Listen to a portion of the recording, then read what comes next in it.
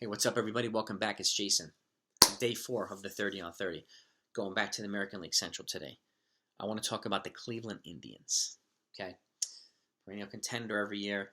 A talented team and a frustrating team, too.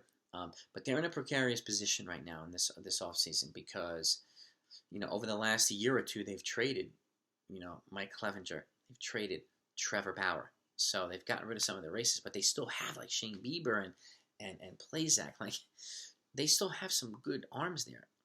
But they're in the position where, Carlos Santana is now a free agent, who was their first baseman.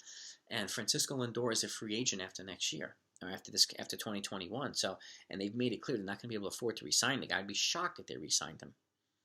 Especially if the market has resurrected itself after next season, and it has recovered somewhat sufficiently.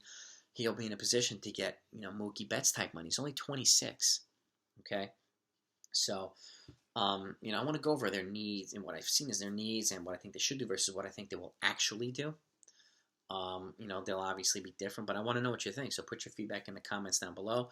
Please subscribe to the channel if you haven't yet. Let me know in the comments so I can personally thank you, particularly if you enjoy the content. My regulars, you're the best. Love you guys. What I think... Cleveland, they clearly have a need at first base DH with Carlos Santana not being there now or being a free agent. There's a chance they might bring him back, but he's 36, so who knows? They have a need in the bullpen. I mean, they just declined Brad Hand's option.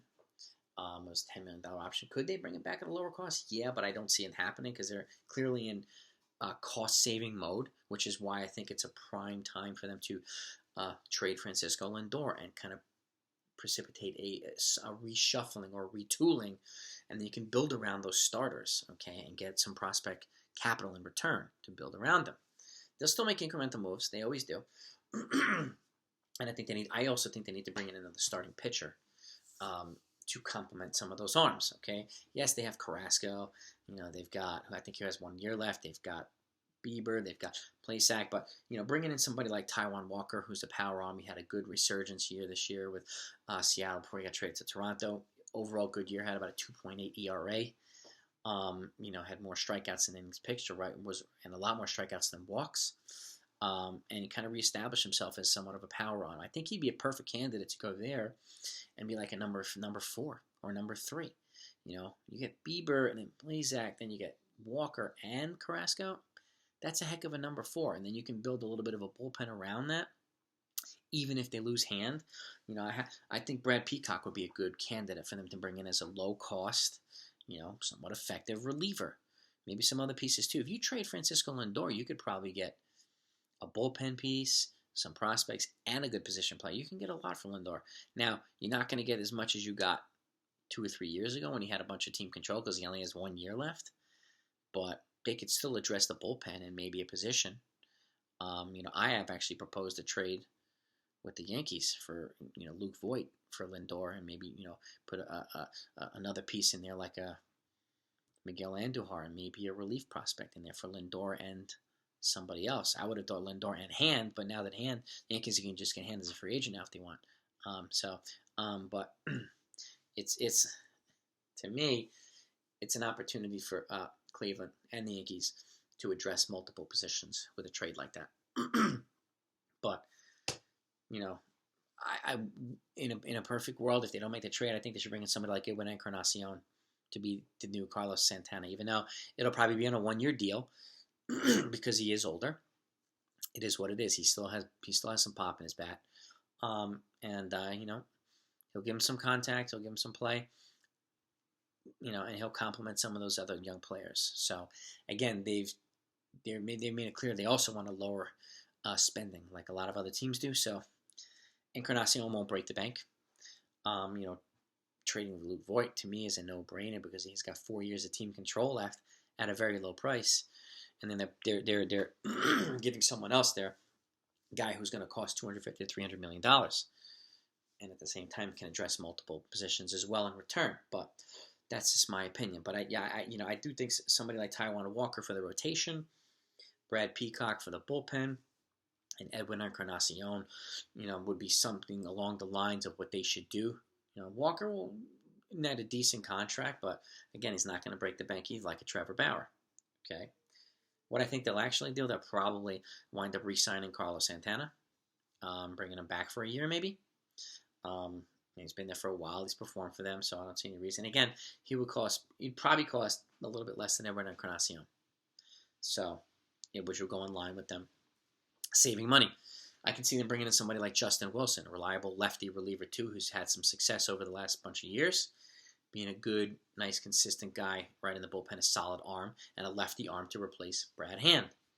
Okay, another solid lefty guy. And he can also throw multiple days, 2 or 3 days in a row without kind of breaking down or getting hurt all the time. So that's another important component in my opinion too. And on the rotation end, I can actually see them bringing in an older power arm like a Jeff Samardija, who was with the Giants and was with the A's and stuff, and the Cubs. Still throws hard, and again, you put him in the back of the rotation as a number 4 or even a number 5. He can go out there and throw and just give you 5 or 6 innings. Where if you can get 5 or 6 innings every 5th day from a 4 or 5, it kind of helps take the load off the bullpen too. They'll get what they need there in a cost-effective way. So, not a lot of sexy moves. I don't see. I mean, the sexy move, in my opinion, would be trading Francisco Lindor. And again, whether they could trade him a lot of places. The most logical fit to me is the Yankees, and I'm trying to not be biased because I'm a Yankee fan, but it's the most logical fit because the Yankees have players that can address their needs. Like they bring in Voit, his trade value is high.